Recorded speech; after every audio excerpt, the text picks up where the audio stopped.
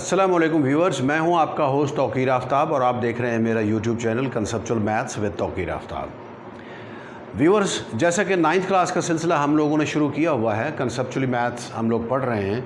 मेरी जो previous video थी वो कम्प्लेक्स नंबर्स के हवाले से थे, कम्प्लेक्स नंबर की इंपॉर्टेंस, स्पेस साइंस में उसका इस्तेमाल, फ़िज़िक्स में उसका इस्तेमाल और इसी तरह जो अदर साइंसेज हैं वो किस तरह से अफेक्ट करती हैं कम्प्लेक्स नंबर्स की वजह से, वो सारी चीज़ें हम लोगों ने डिस्कस की थी। तो चैप्टर नंबर 2 हमारा complex number and real numbers के हवाले से वो एंड हो चुका है। आज हमने चैप्टर नंबर 3 स्टार्ट करना है जो कि लॉगरिथम के हवाले से है। व्यूअर्स, लॉगरिथम अमूमन स्टूडेंट्स को काफ़ी प्रॉब्लम क्रिएट करता है, जबकि इसके अंदर कोई ऐसी प्रॉब्लमेटिक चीज़ है नहीं। रीज़न उसकी ये है कि एक तरह से ये एक नया मेथड है, एक नई चीज़ है। जिस तरह से हम नॉर्मल मैथमेटिक्स पढ़ते हैं, प्लस माइनस मल्टीप्लिकेशन वगैरह, उनके जो भी रूल्स एंड रेगुलेशंस हैं वो सारे हम लोग ऑलरेडी जानते हैं, अलजेब्रिक ऑपरेशंस वो सारा हमें पता है। लेकिन जैसे ही हम लॉगरिथम को पढ़ना स्टार्ट करते हैं, तो जैसे कि मैंने आपको प्रीवियस वीडियो में भी बताया कि जैसे ही कोई नई चीज़ इंट्रोड्यूस होती है तो हमारे जो लॉज हैं, जो रूल्स हैं, जो भी कवानीन हैं जिनसे हम उन क्वेश्चंस को सॉल्व करते हैं, वो उनके अंदर थोड़ा बहुत चेंजिंग होती है। तो लॉगरिथम एक ऐसा टॉपिक है जिसके अंदर अच्छी खासी चेंजिंग हमें करनी पड़ी। व्यूअर्स, में साथ साथ आप लोगों को एक और चीज़ बताता चलूँ कि लॉगरिथम जो है ये कोई आज का या कोई नया नॉलेज नहीं है, ये बहुत ही पुराना नॉलेज है। आप इधर से अंदाज़ा लगाइए कि इसकी इब्तदा फ़र्स्ट ऑफ़ ऑल जिन्होंने लॉगरिथम को इंट्रोड्यूस किया था वो मुस्लिम साइंटिस्ट थे, अबू मोहम्मद मूसा अल ख़्वारिज़मी।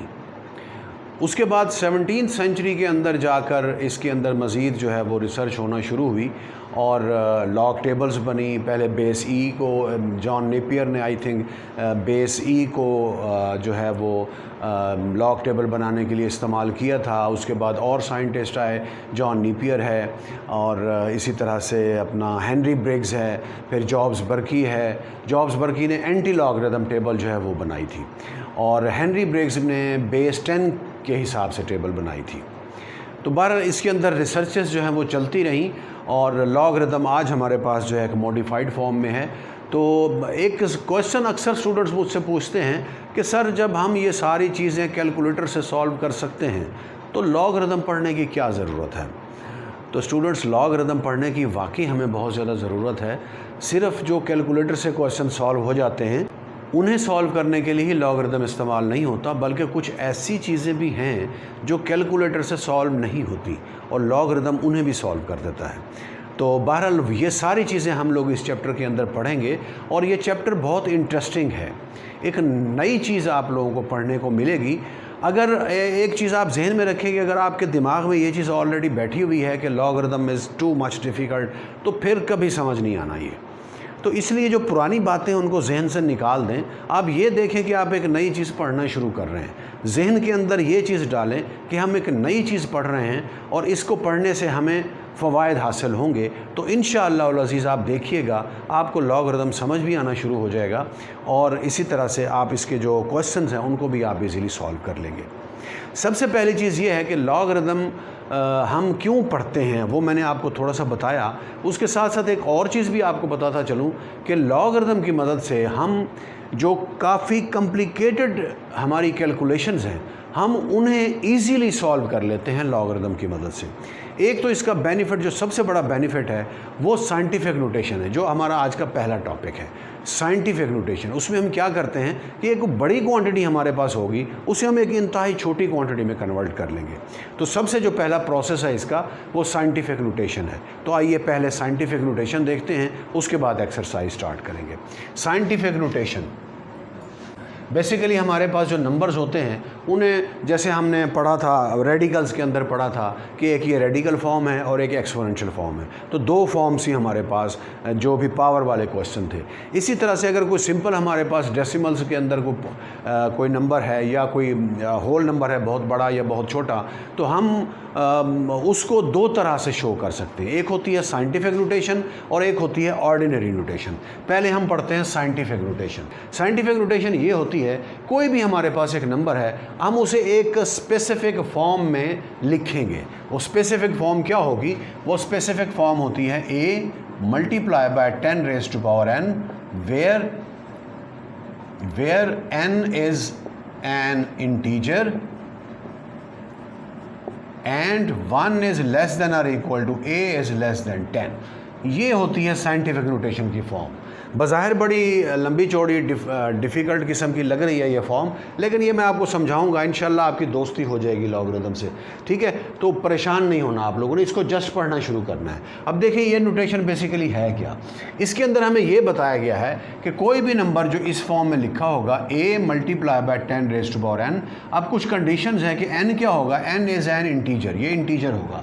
इंटीजर क्या होते हैं, 0 +-1 +-2 +-3 एंड सो ऑन, वो सारे हमारे पास इंटीजर्स हैं। और a पर क्या रिस्ट्रिक्शन है कि a या तो 1 के इक्वल होगा, ये इक्वलिटी का साइन साथ है, या 1 से बड़ा होगा और 10 से हमेशा छोटा होगा। इसका मतलब जो a है ये क्या होगा, ये एक सिंगल डिजिट नंबर होगा। 1 से लेकर 9 तक ये कुछ भी हो सकता है, 0 नहीं हो सकता, 10 नहीं हो सकता, 10 से बड़ा भी नहीं हो सकता। 1 से लेकर 9 तक इन चीज़ों के अंदर हमने बाउंड रहना है। कोई भी नंबर जो हमें दिया हुआ है हम उसको इस नंबर में, इस फॉर्म में कन्वर्ट करेंगे। जब इस फॉर्म में कन्वर्ट कर लेंगे उस फॉर्म का नाम है साइंटिफिक नोटेशन। अब देखिए फॉर एग्जांपल हमारे पास एक नंबर लिखा हुआ है 376.894।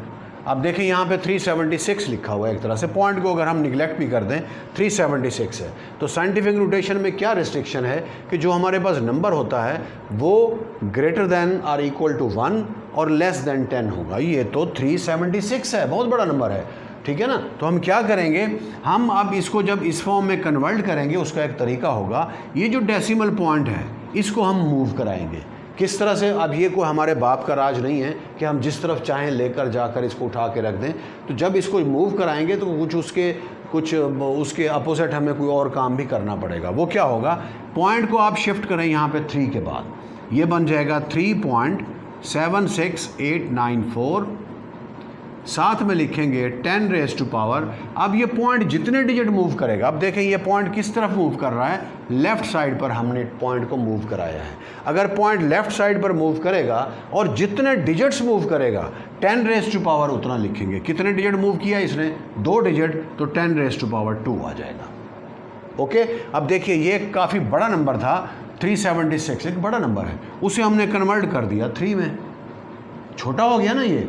इसी तरह से जो बड़ी बड़ी कैलकुलेशंस हैं उन नंबर्स को हम लॉगरिदम वाले मेथड से, यानी साइंटिफिक नोटेशन में कन्वर्ट करने से हम उन नंबर्स को छोटा कर देते हैं। ये नंबर छोटा हो गया। अच्छा, ये तो था अगर लेफ़्ट साइड पर हमने मूव किया। अब जितने डिजिट मूव करेंगे 10 रेज़ टू पावर उतना आएगा।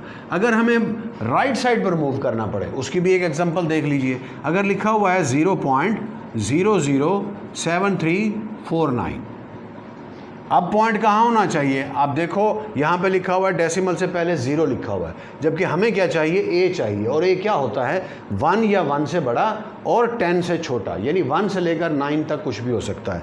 यहाँ पे तो 0 लिखा हुआ है, तो यहाँ पे क्या होना चाहिए, 1 से लेकर 9 तक कोई नंबर होना चाहिए। अब देखिए यहाँ पे पहला कौन सा नंबर है 1 से लेकर 9 तक, ये 7 है।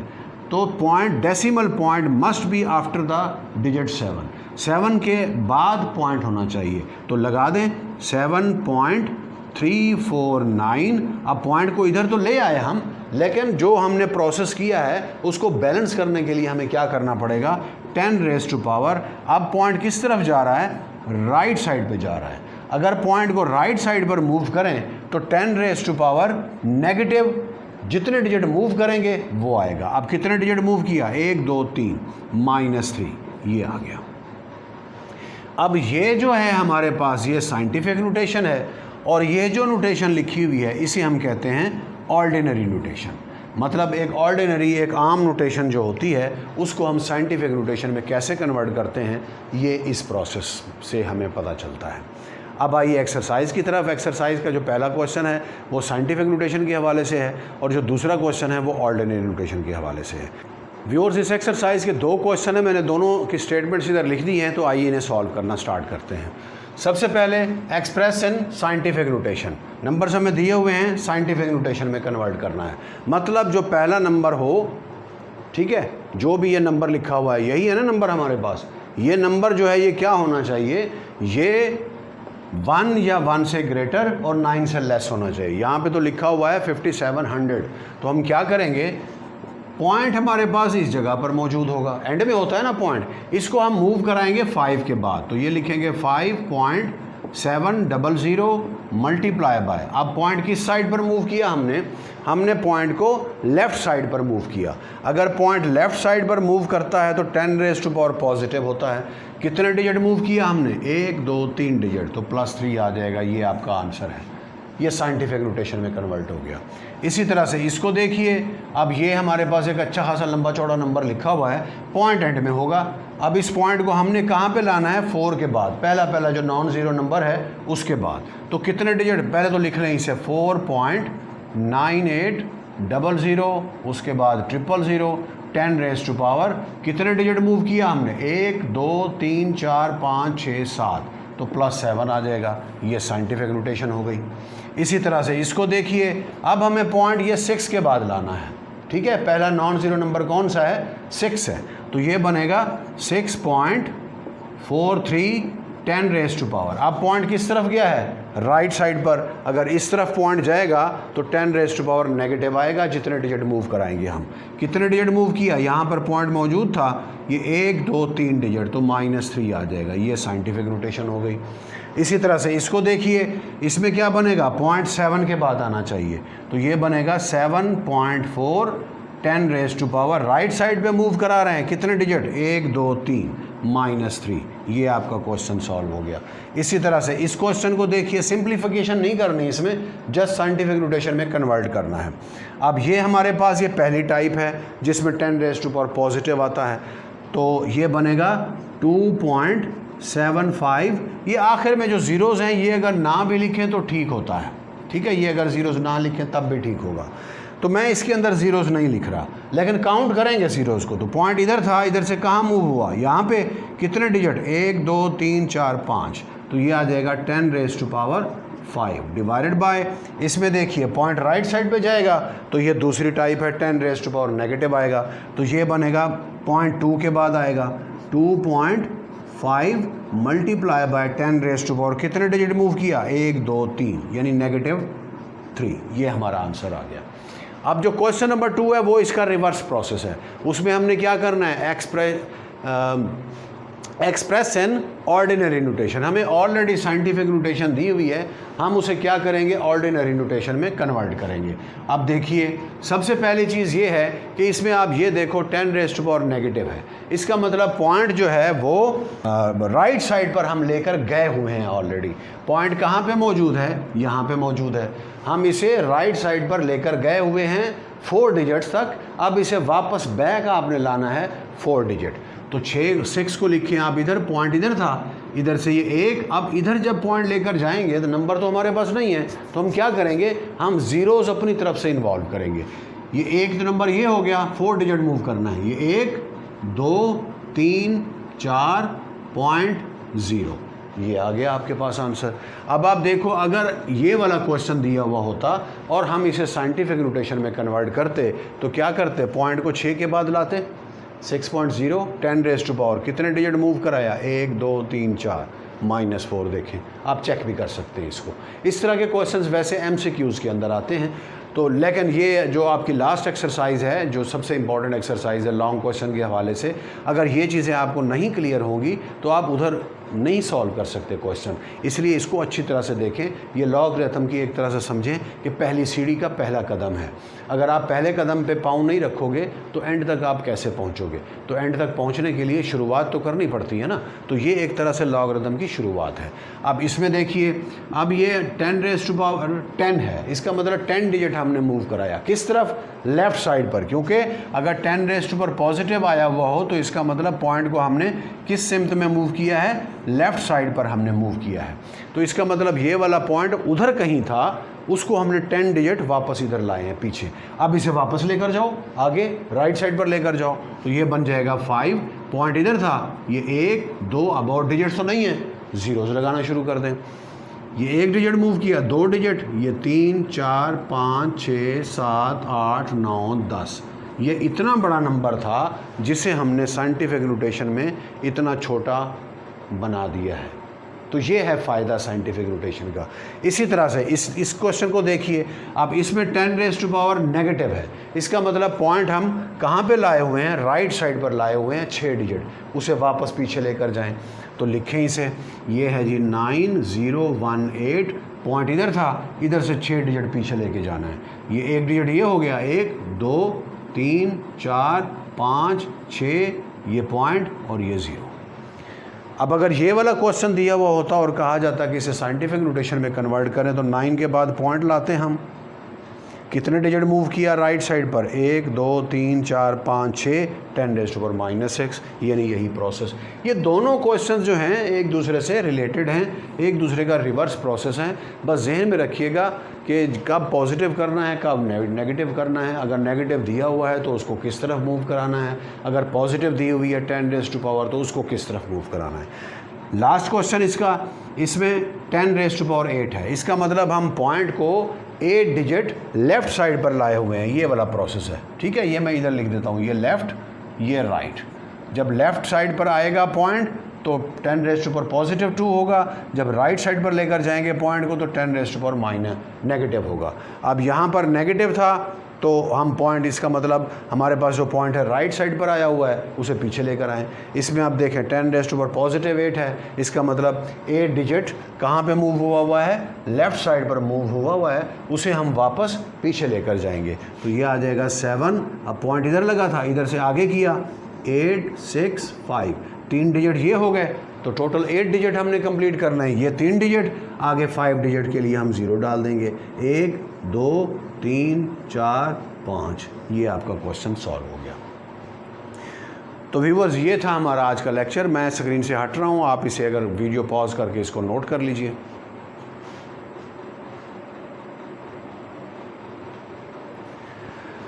उम्मीद है आप लोगों को ये चीज़ क्लियर हुई होगी। अगर अभी भी ये चीज़ क्लियर नहीं हुई तो आप वीडियो को एक दफ़ा दोबारा देखिए, आपको क्लियर हो जाएगा। अगर फिर भी कोई प्रॉब्लम हो, कमेंट बॉक्स हाजिर है, आपके पास मौजूद है, आप उसमें लिख सकते हैं। मैं एक दफ़ा दोबारा इसके ऊपर वीडियो थोड़ा सा मज़ीद डिटेल के साथ बना दूँगा। व्यूअर्स, आपका बहुत बहुत शुक्रिया, अपना बहुत ज़्यादा ख्याल रखिएगा। अस्सलामु अलैकुम।